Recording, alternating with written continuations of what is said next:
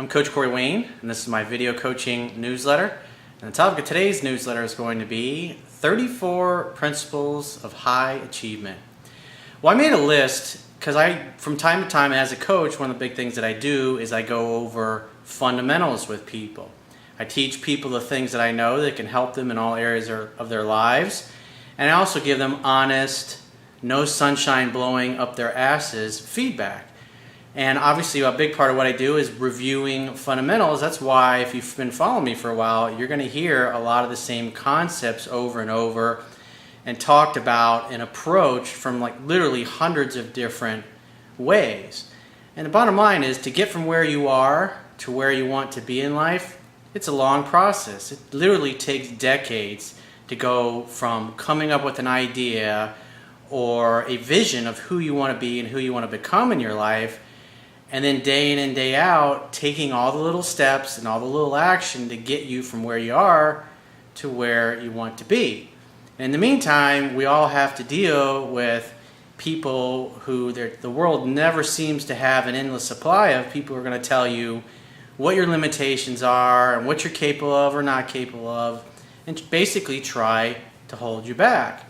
So when you figure it takes decades to accomplish things that you want in life, how do you keep yourself motivated day in and day out, week in, week out, month after month, year after year? And I put together a list of 34 of the best things that have helped me continue, because it's really, being successful it's an internal journey. It's kind of like playing a game of golf. It's just you and the club and the golf ball and the course, and how you show up and what you do or what you fail to do. And it's tough to stay motivated when we're all surrounded by people who don't have anything positive to say, because let's face it, most people tend to major in minor things in life. So I have a quote that I wrote, and then we're going to go through these items one by one. And the quote says, "Successful people think and act differently than people who live lives of quiet desperation and mediocrity. Our brains are naturally wired to cause us to move away from fear, danger, and uncertainty for survival. However, succeeding in reaching your full potential is a process that requires you to take action in spite of your fears and doubts. Overcoming challenges, pushing past your own perceived limitations and fears, is an unavoidable necessity and prerequisite to accomplishing your grandest goals and dreams. Managing your focus, mindset, staying in the present moment, and taking consistent, perpetual action over many decades is a discipline every successful person must master.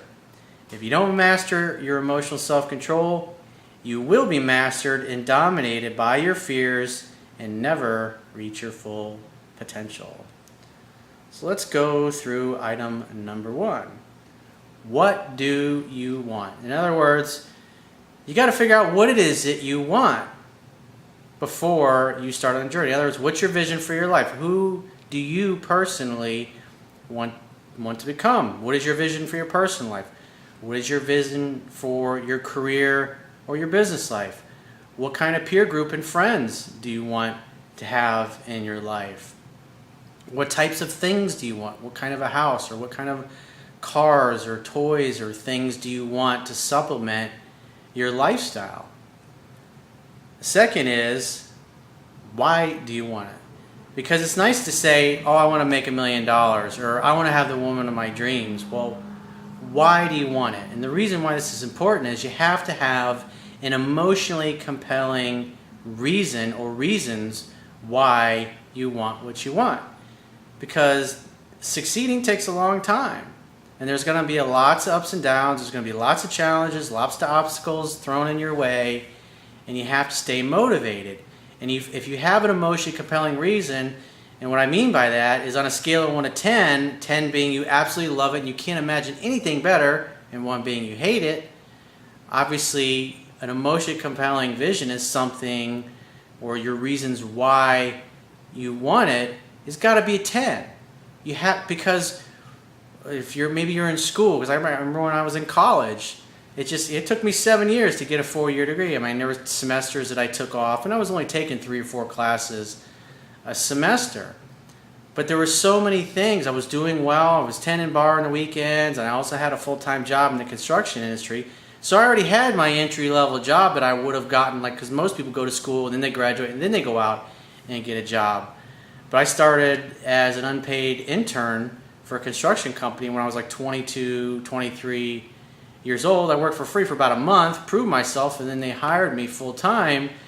So the motivation to really finish school and get my degree was kind of not there. And there were times where I questioned myself. I was like, what do I need to finish this thing up for? But internally, I wanted to have it because obviously it would have helped to get my general contractor's license to be able just to sit for the test, because construction, going to school for construction management, you get the degree, you get the experience, and you need at least 5 years in the industry just to sit for the test. So I had reasons why I wanted it, and plus I would get a raise obviously if I got my degree as well. And plus it was just something that I wanted to do. I wanted to accomplish it. I wanted to get that degree, and I wanted to finish it up, especially when I had all my buddies were starting to graduate and come home at 21, 22, and I still had another 2 years to go, 3 years to go, just because I was only taking a few classes each semester because I was working full time. So the reason why I got through it is because I always thought about what I wanted, what I was going to be able to do, and the things that I wanted to accomplish in my life. And that's what kept me motivated. Even when I would take a semester off, I'd be 3 or 4 months down the road, and as the next semester was coming up, I started to feel that internal pressure, that internal drive, like, I gotta get this out of the way. I don't want my friends busted, because my friends would come home and bust my balls, like, hey, I got this. Some of my friends graduated in 3.5 years. You know, they didn't work, they just went to school full time. But it bothered me because I'm a little bit competitive by nature, and I just wanted to get it done. Number 3, what is your grand vision for your life? Who do you want to become, and what do you want to experience? Money doesn't make you happy, but it gives you choices. It gives you the ability to spend your life in the way you want and have the kind of things, material things, that you want in your life.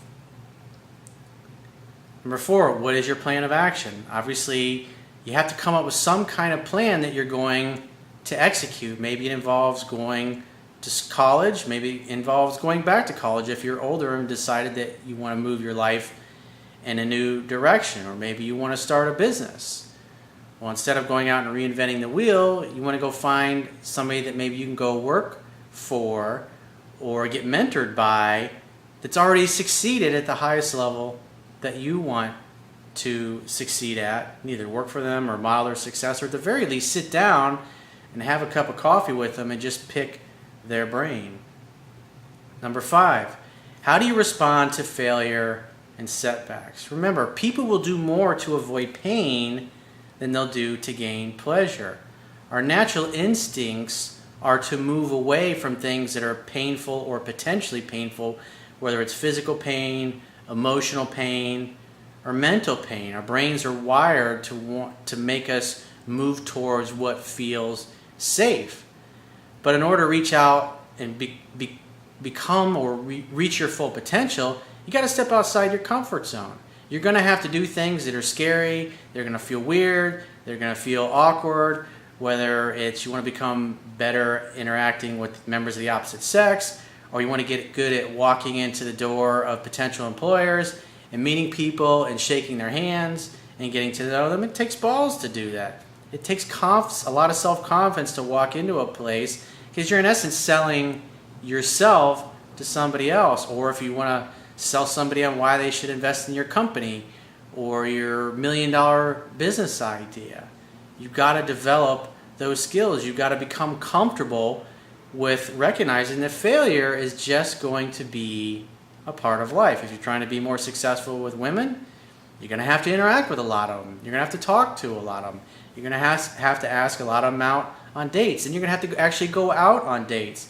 And then you're going to have to practice being good at the dating process, or having fun, creating an opportunity for sex to happen. Same thing with business. If you want to start a business, you got to learn how a business is run, how it makes a profit, how it's managed, what the value proposition is, why customers come in and will give you their money for your products or your services.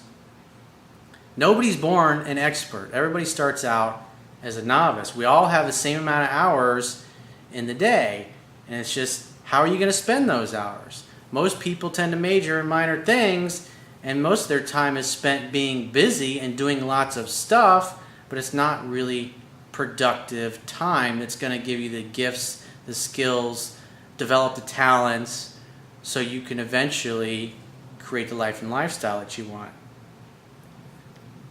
Do you learn from your mistakes? That's really important.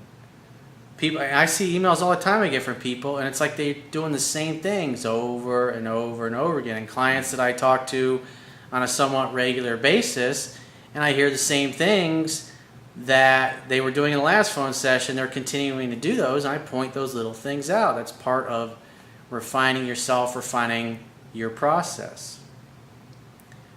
Number 8, are you modeling successful people to speed up your success? Instead, a lot of people do this, like, oh, I'm going to become a millionaire, I'm going to start this business, I'm going to do that business. And the best way to speed up your success and cut down your learning time frame is to model or study other people that have already succeeded at the highest level. Go find the people that are the best in the field or career that you want to go into, or if you want to be an entrepreneur, go find the people who have the most successful businesses, where their employees are the happiest, where it's very profitable and it's a very stable business, and it does well no matter what the economy or economic environment may happen to be. Number 9, embrace the suck. Life sucks sometimes. It's not all sunshine and roses. Things aren't going to just magically line up one after another and it'll just all be sunshine and roses. When it's like I was talking about, a couple steps ago. In other words, number 4, what is your plan of action? I mean, at the end of the day, it's like the business that I have now. I'm in my 11th year now as a full-time life coach, and the stuff that I've been teaching, I've been using in my life for 2.5 decades at this point in my life. So I've gotten very good at these mindsets and mastering my focus. And so, like when I first started this business, I had a concept of the way I thought the business would be and how it would work out. And then I started testing that. And as I started testing that, started advertising, started marketing, started putting all those little pieces together that ultimately became the successful business that I have today. The business that I have today, what I do day in and day out, my activities aren't even close to what I was doing when I started out. The bottom line is you have to notice when something is working. If something is working, you do more of that. If something is not working that well, then you have to look at why is it working, why is it not working, and then either modify your approach or change and try something else. And the bottom line is if you're going to get in any area of your life, you're not going to be successful the first time you try something. You have to learn from your failures, and you have to continue to adapt your approach, because the definition of insanity is doing the same thing over and over again and expecting a different result. If you keep doing what you've always done, you'll continue to get what you've always got. And I see, like when I do phone sessions with men and women who are kind of struggling with maintaining their emotional self-control versus totally losing their shit and doing or saying things that's going to turn the other person off, I see that a lot, because people are so driven by their fears or what they're trying to avoid. But if you embrace the fact that things are going to suck, sometimes things may suck for weeks or months or even a couple of years. I mean, it wasn't fun to go from making $500,000 a year in the real estate business to sleeping on my dad's couch and waiting tables for 10 months. But I was willing to do it. I was willing to suffer for my business because I knew it was just simply a matter of time, repetition, and trial and error and learning from my mistakes. Most people, they give up. That's why they stay in a shitty job, or they stay in a shitty relationship, or they stay in business with people that are assholes and they don't get along with, because they're too afraid to go and do the things they want because of the potential pain they think they may experience. But the bottom line is, challenges and failures are what really help you grow more than anything. Success is not a great teacher. Failure And overcoming challenges, that's what builds your confidence. That's what makes you resilient. So year in and year out, when you're not getting to where you want to be, like I was talking to a buddy of mine recently, and there was a guy that I used to know. He used to work for me many years ago. And that guy was just a real dickhead to me back, and this was like 2000, let's see, it was like 2008, 2009. He was really trying to get me to quit what I was doing because I really hadn't figured out the right way to grow my business. And he wanted me to quit and give up. And this particular guy had never owned his own business, and he'd never been successful at that. Even though he had worked for me and saw the successful business that I had built, he was getting me to quit and give up and be like him because that was his story. Well, that particular dude, and the guy's almost 60 years old now, and he's working at Home Depot. And he's been doing that for like the last 6 or 7 years. Now, there's nothing wrong with working at Home Depot, but that's not what he really wants to do. He basically just gave up. And he's not really stretching beyond his comfort zone now. And obviously I'm doing really well, and I stuck with it. I didn't let him deter me and diminish me or get me to give up and become like him. And we all have to deal with people like that, whether they're friends, whether they're family, or next door neighbors, or maybe they're coworkers, or clients, or customers. You have to become really good at tuning those kind of fucking people out. Because only you know what your reasons are why you're choosing to do something. And when you have a really strong emotion, compelling reason why you want to do what you're doing, you'll find a way. And if you don't, if you're really not committed, as soon as things become tough or difficult or it doesn't look like it's going to work out, you'll just give up and settle and do what's easy. And then you get to the end of your life, and then you're regretting that you never really went for it. You never really stretched to see what you're really capable of. Number 10, think in terms of decades, not years. Great things take decades. When I think about the fact that I started this business back in 2005, it literally took 8, 9, 10 years before my business to really kick ass on the level that it's doing now.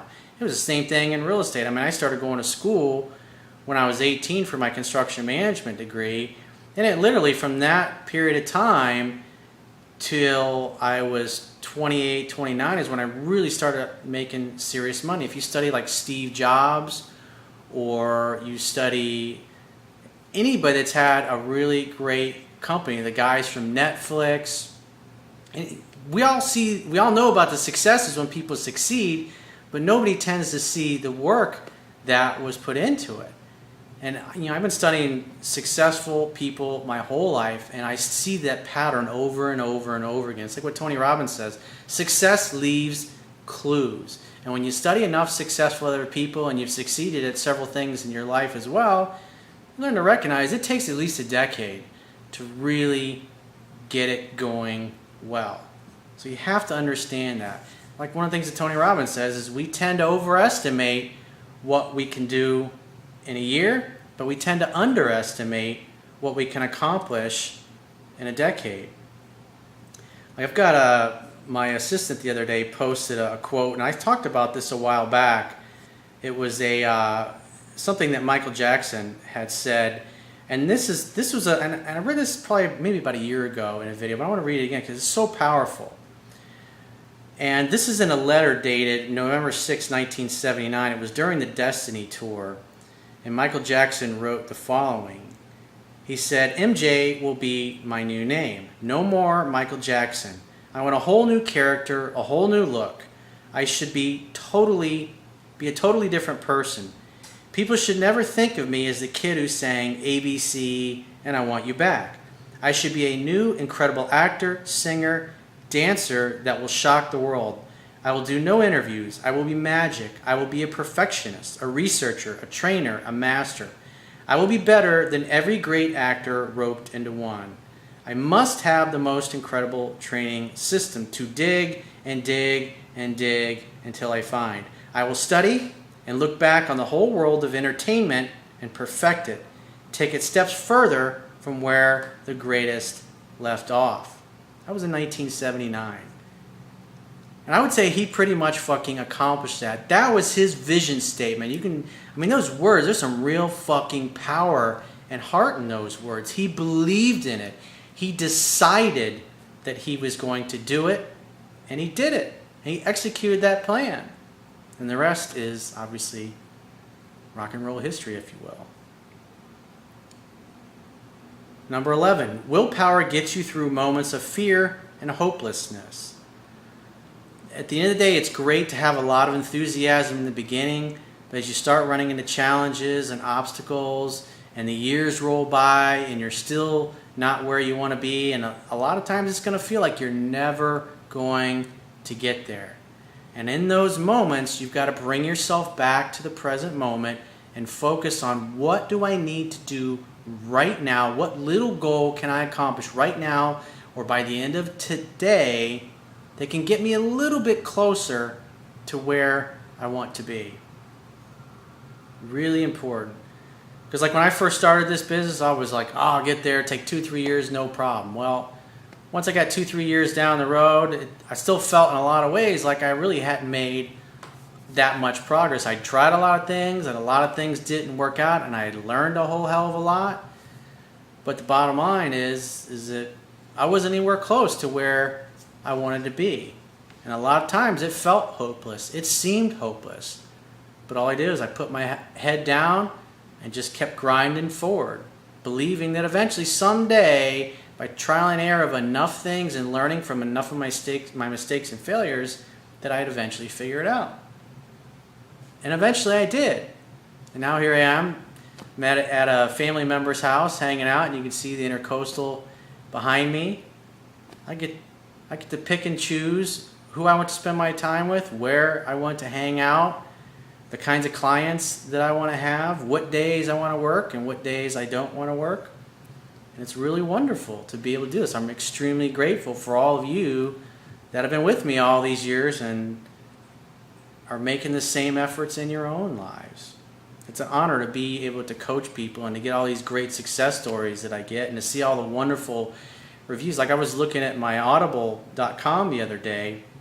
I have over 1,300 reviews and I got 4.8 out of 5 stars.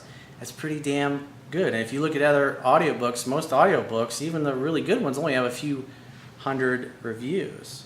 And that's only been on there 6 months. And it's really awesome. I'm so grateful that people believe enough in what I do and appreciate enough of what I do that not only do they apply it, but they get the results and they post great reviews and they share it with other friends and family.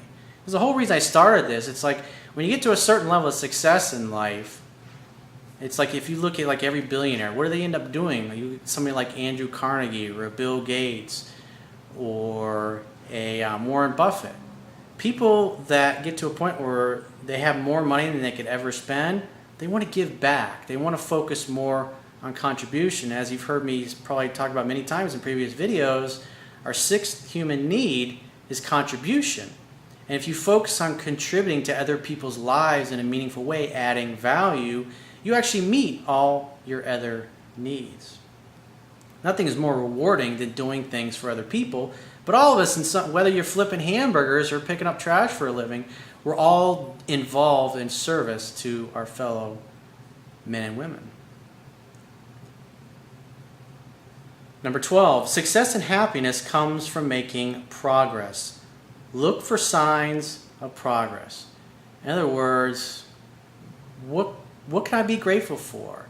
Just getting an email from somebody saying, hey, I really appreciate what you did, or a thank you, or rewarding yourself, taking yourself to a nice lunch or a nice dinner just for your hard work, for your hard effort. Or you get to, like, one of the things I remember I used to do is that when I was in college, I had this sheet that had all these classes that I had to get out of the way in order to get my degree. And I would review this a couple times during the semester, and it would just keep shrinking.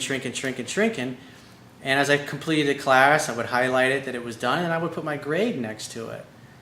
So I could see that I was literally making progress. I was measuring my success. Even though it took me 7 years to get all those things filled in, just having that little piece of paper and reviewing it maybe once a month, just looking at it, when I was feeling down, helped me to say, wow, man, I am making incremental progress. And that's the most important thing, is that you can look for little signs.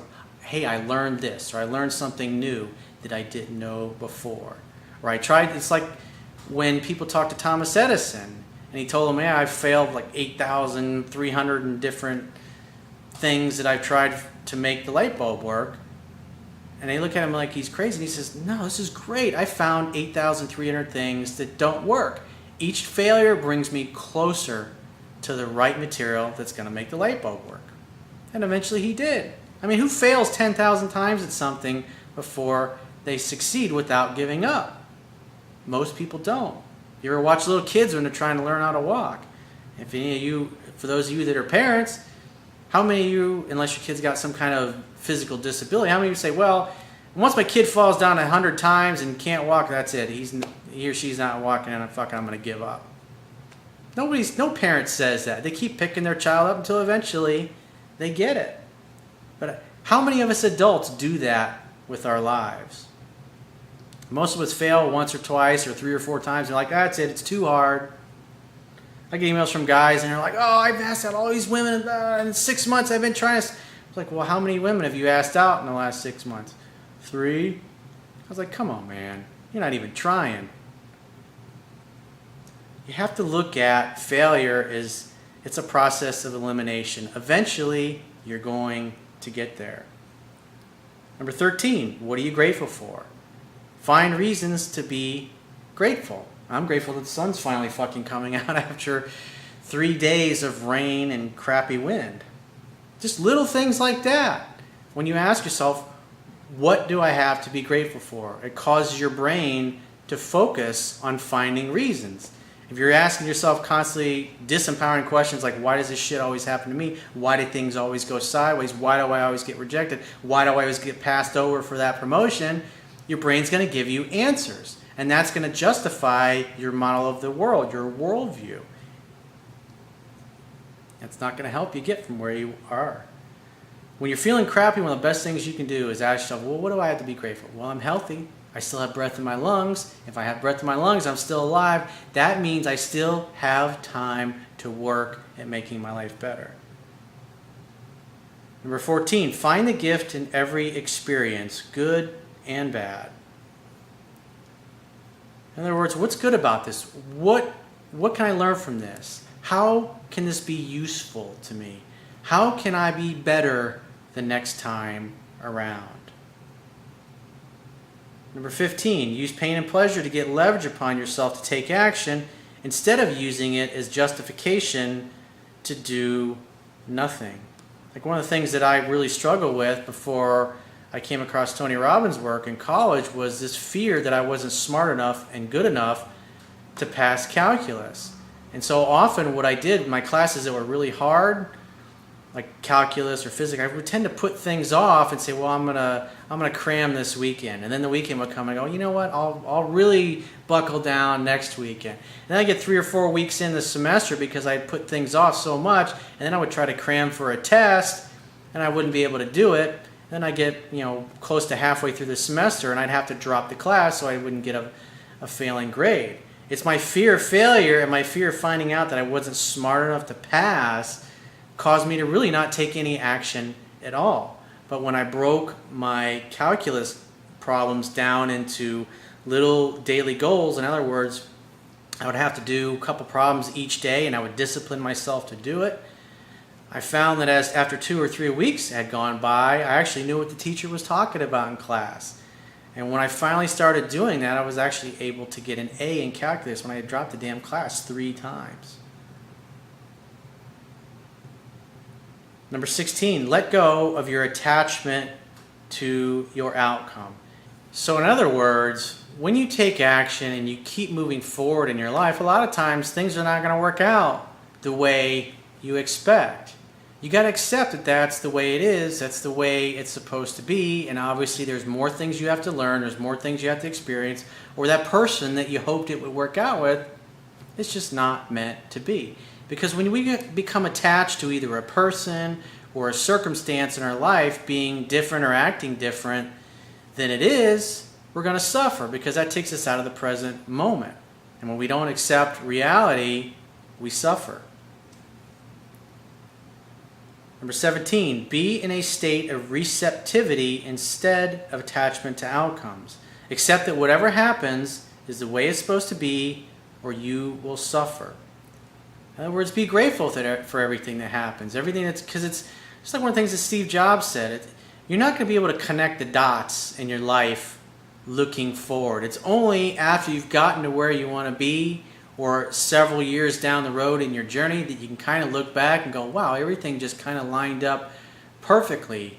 At the time, I couldn't see that, but now that I can look back, you can see the perfection in the design of things. It's like all the struggles that I went through as a life coach.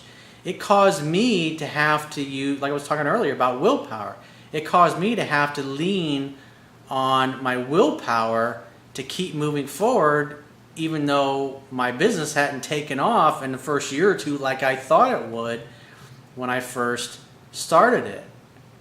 And having gone through all that challenge and all that struggle, it made me a better life coach. It made me more humble, and it enabled me to better understand where people were. Because up until that point in my life, I had known nothing but, I had challenges, but mostly it was a steady stairway to success. Everything was always getting better. But when I started this business, it was just, constant struggle, trial and error, and just nothing really seemed to work. Number 18, practice radical humility. I learned this one from Dr. Wayne Dyer. He says, give credit to everywhere but your ego. In other words, let other people sing your praises. One of the things that the great Walter Payton, the NFL player, said is that when you're good, you'll tell other people. But when you're great, they'll tell you. Let your work and your actions speak louder than your words. Number 19, think from the end. Assume that eventually you will succeed with enough time and repetition. Always imagine and visualize, maybe take a couple of minutes every day and just contemplate where you want to be and what it'll be like when you get there, what your life will be like, what kinds of people will be in your life, what your business or your career will be like, what your lifestyle will be like, what kind of peer group you'll be surrounded by, what kinds of things you'll be doing for fun, and the kinds of people you'll be doing it with. Number 20, stay in the present moment and focus on the process and the grind. I coach a lot of people that play in the NFL, the NBA, Major League Basketball, soccer, or football as they call it in Europe. And the best athletes are really great at focusing on the process. They're focused on their diet, they're focused on their exercise program, they're focused on their film study, they're focused on learning the fundamentals, and they're also focused on listening to the coaches and buying into the system that the coaches have given them to get better. Because there's, when you get to that level, everybody in the NFL or the NBA or any of the major sports leagues, everybody's talented. There's 7.5 billion people on the planet. There's maybe 1,000, 1,500 active people that actually are playing in the NFL. So if you think about it, out of 7.5 billion people, you got about 1,000, 1,500 that are actually playing or on the practice squads of the different teams. You can't get to that level unless you got talent. But the really great players, they outwork and they out-hustle everybody else. When other people with a lot of talent are drinking beers and partying on the weekends, they're eating healthy, they're disciplining themselves, they're focused on reaching their full potential. Because people that don't have as much talent as other people, they have to outwork them. And it's amazing when you see people that have a fraction of the talent that some of the other people in the NFL do, but yet once their careers are over, they're the ones setting all the records in the record books, just because they outwork and they out-hustle everybody else. Number 21, weight training and cardio exercise makes you happier, healthier, and more attractive. It's an essential part of life, and like I've talked about many times in the past, your lymphatic system doesn't have a pump to pump that fluid so you can drain the waste. It requires the expansion and contraction of your muscles. Your body, your cells in your body need oxygen, they need the proper nutrients, and they need the ability to have the waste eliminated. Otherwise, the cells start to spoil and rot. And you can see this at the cellular level if you've ever had dark field microscopy done, where you look at seeing your live living blood under a microscope. That's pretty fucking sobering. You can see how healthy or unhealthy you are by doing live blood analysis with somebody somebody that's a pathologist or somebody that's trained in your country or your city to do that. And working out, exercising is essential to maintaining your body. You don't have to be as big as Arnold Schwarzenegger, but you got to work out with weights and you have to do cardio. It's essential for detoxifying your body and eliminating waste and keeping you mentally sharp and in other words, having mental clarity. Number 22, eat an alkaline-based diet that keeps you awake, aware, alert, and in a peak state physically, mentally, and emotionally. Like I did a video several years ago called how to make Corey's green juice. And also another one, how to make the world's best salad. Those two things right there you should look at as a supplement to your life. Juice, if you never juice vegetables, a paradigm shift that I went through about 15, 16 years ago is when I started juicing green vegetables. Nothing has done more for my health and the allergy problems that I used to have and the hay fever that I used to get and the skin problems I used to have than juicing vegetables and eating an alkaline-based diet. It's been an absolute paradigm shift.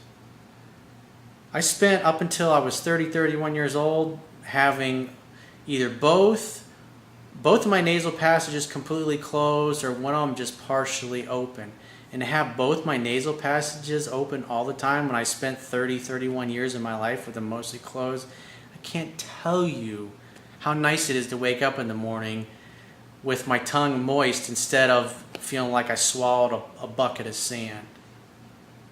Anybody that hasn't gone through it, it's a miserable fucking way to live. Having a runny nose all the time or hay fever, it's like, or allergies. I'm so fucking grateful for that. Number 23, get network chiropractic care, NSA. I did a video several years ago called How to Become More Confident and Sure of Your Actions, where I talk about the benefits of network chiropractic care and how it keeps you in a peaceful and relaxed state. Because when we're in a peaceful and relaxed state, we're going to make our best decisions. We're going to be most efficient in our actions. Because if you're really stressed and you're really fearful, the actions that you take are going to be based upon fear. And the results of those actions are going to bring about more chaos, more things that are unbalanced and inefficient, which is going to continue to keep you in a fearful state. And when the beauties of network care and why I still go at least once a week to get adjusted is it keeps me in that peaceful, relaxed state so I can be most efficient, healthy, and just everything I do helps contribute to being in a peaceful and relaxed state. Number 24, this is important. Get 7 to 8 hours of sleep every night. Your body needs sleep. You can go for short periods of time with 3 or 4 hours of sleep, but that is just not healthy.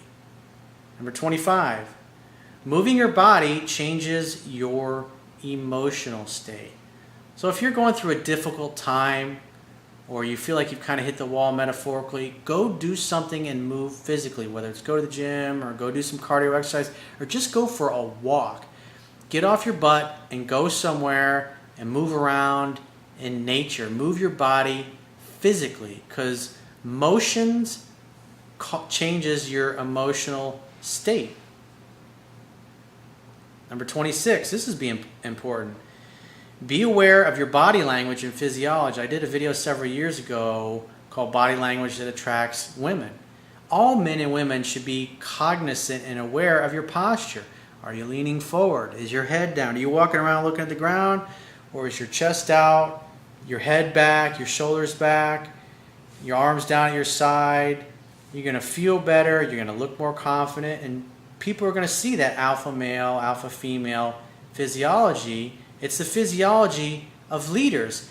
People who have their chest out and their head back and their arms back are going to feel proud of themselves. They're going to feel a little bit taller as well. But when you feel proud of yourself, you're going to feel happier. You're going to feel more grateful. You're going to be more excited about your future and your future prospects. Number 27, take time to unplug and enjoy your life and celebrate your victories. This is really important. It'd be great to have, if you don't have one already, to have a journal where every day maybe you take 2 or 3 minutes just to write down things that you're grateful for, or to take yourself to a nice lunch, or take yourself to a nice dinner, or take somebody that you care about out to a nice lunch or dinner in a nice place with the kind of food that you really like, and just reward yourself when you've been disciplined and been busting your ass and taking action to get from where you are to where you want to be. You got to celebrate your victories. Because if you only focus on, okay, well, when I make $1 million, then I'll be really happy. When I finally get the woman of my dreams, then I'll really be happy. When I get that Ferrari, then I'm really going to be happy. Those are moments in time that don't last. You got to find a way to enjoy your journey, because it's during your journey and all the things that happen to you, all the obstacles and all the challenges that you overcome, is what makes you who you are. It's really not about getting to your destination, but it's about the journey getting to that destination and who you become while you're on that journey. Number 28, spend time with supportive peers, friends, and family. One of the things that I learned from Tony Robbins many years ago, the quality of your life is in direct proportion to the quality of the people who you consistently spend your time with. And also, the quality of your life is in direct proportion to the expectations of your peer group. Remember when I talked earlier about the guy that is working at Home Depot now? He's not in my life, and I haven't talked to that dude for about 8 years now. And that's why I don't keep people like that in my life. Can you imagine spending time with somebody like that every day, somebody who has given up?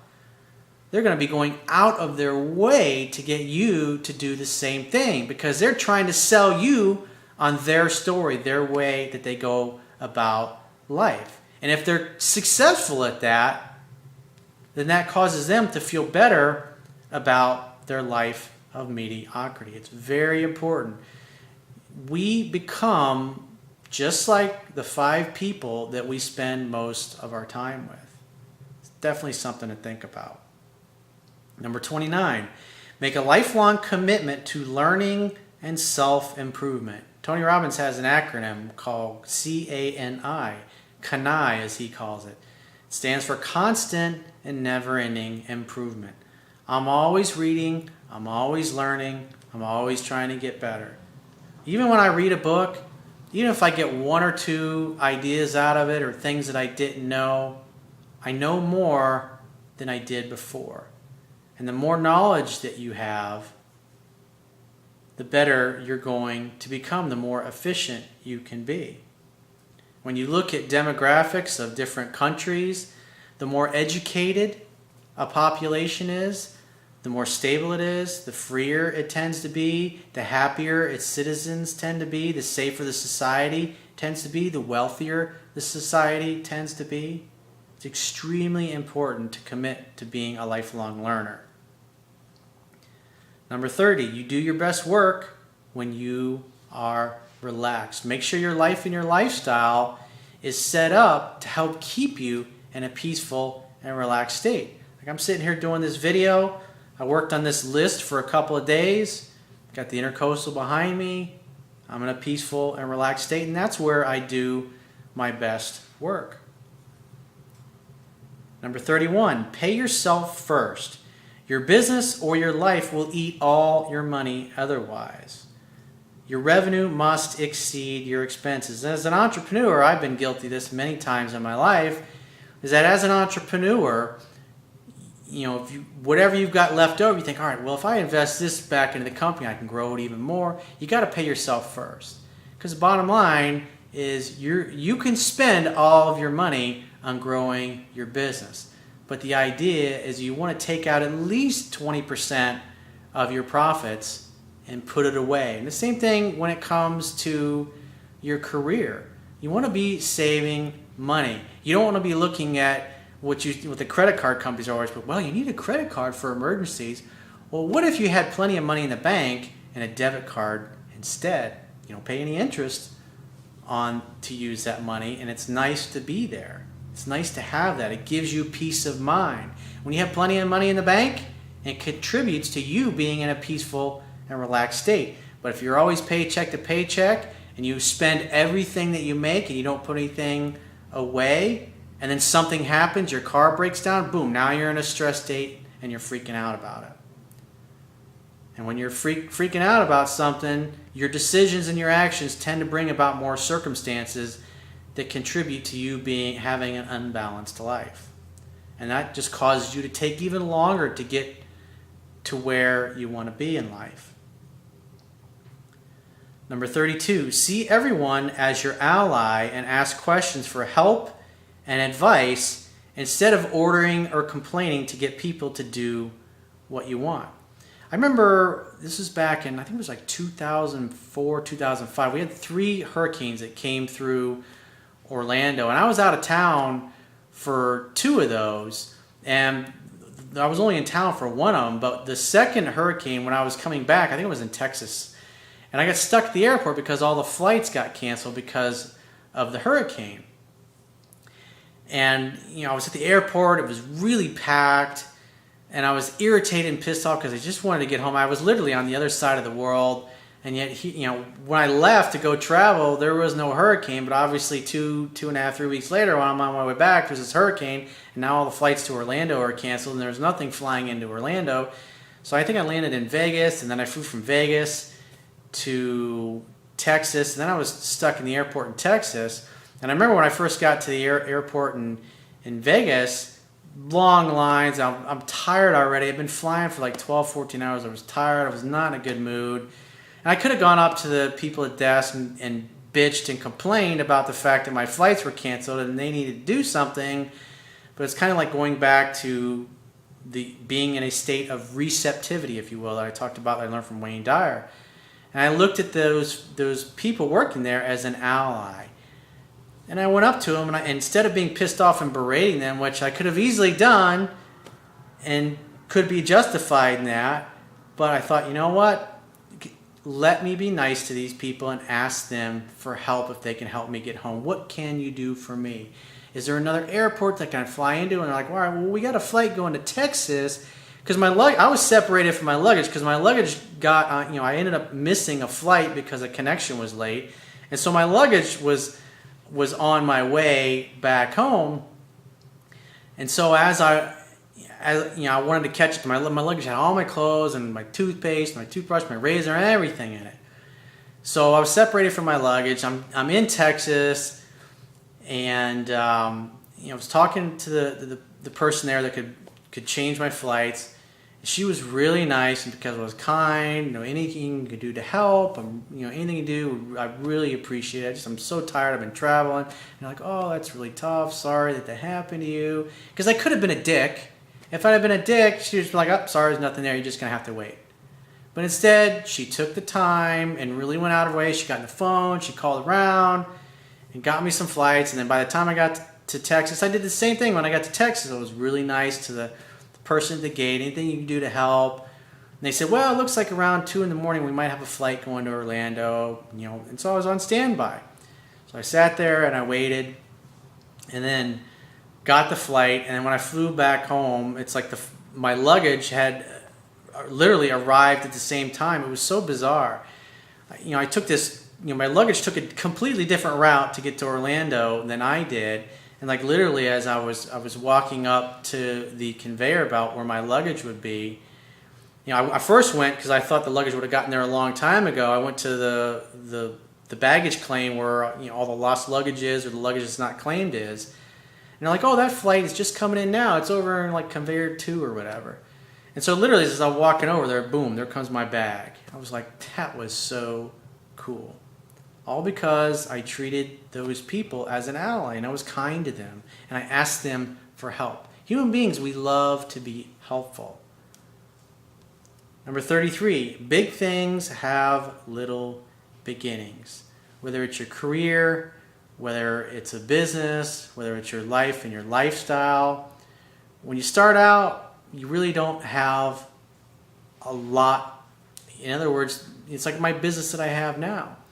It's like I'm only doing one video a week. I mean, there was a period of time where I was literally doing 6 videos a day, 4 times a week for about 6 months, because the more videos I did, the faster my subscribers grew on my YouTube channel, and the faster my business grew. But that was, most of those videos were like 2 or 3 minutes long. But at this point now I've got over 2,000 videos. And so I don't have to work as hard. My business, whether I'm doing 5 videos a week or 1 video a week, it grows at the same rate. And plus, I've literally got 2,000 videos. Most people don't have 2,000 videos in their YouTube channel. So if you got a question, especially when it comes to dating, relationship, or pickup skills, more than likely I've probably got 10 videos that I've answered on that particular topic. And the nice thing about having an internet-based business is, or it's just like when you get to a point in your career where you're very, very knowledgeable and you have a lot of experience. You still work the same amount of hours, but your compensation is going to be a lot higher because your knowledge and your skills and the value that you can add is a lot higher. So just because you're not where you want to be right now, again, you got to figure it's going to take you at least 10 years to get there or more. Maybe it takes you 20 years to get there. But even if it takes you 20 years, isn't it worth it? Isn't it worth it to spend your life doing what you want, coming and going as you please, and being able to spend your life in your own way? I mean, who wants to sit in a cubicle all day at a job you hate? I mean, I've done that. I did that for many years in my life, and it sucked, but I always had a vision of where I wanted to go, and that was just a stepping stone to get from where I was to eventually where I am today. Number 34, feel your pain and unpleasant emotions to heal and dissolve them so they don't persist and hold you back. I've talked about this many times in the past. If you're suffering, if you're not feeling good, if you're feeling frustrated or things feel hopeless right now in life, you got to take time to be alone and to be present with those feelings without any kind of judgment, without trying to get out of them, because you got to get into them before you can get out of them. What you resist will persist. So if you're trying to avoid feeling crappy by drugs or alcohol, or being busy with TV, or having the radio go on, or doodling on your smartphone, it's only going to get worse. But if you take time to really get into those negative emotions and feel them, you will heal them and they will dissolve, because life is not all sunshine and roses. Sometimes life is just going to suck, and you have to become okay with things sucking and saying, you know what, this is just part of my process. This is just part of my journey. Eventually, I'm going to get to where I want to be. So if you'd like to get my help personally, you can go to my website, click the products tab at the top of your screen, and follow the instructions for booking whichever coaching option works best for you. And I will talk to you soon.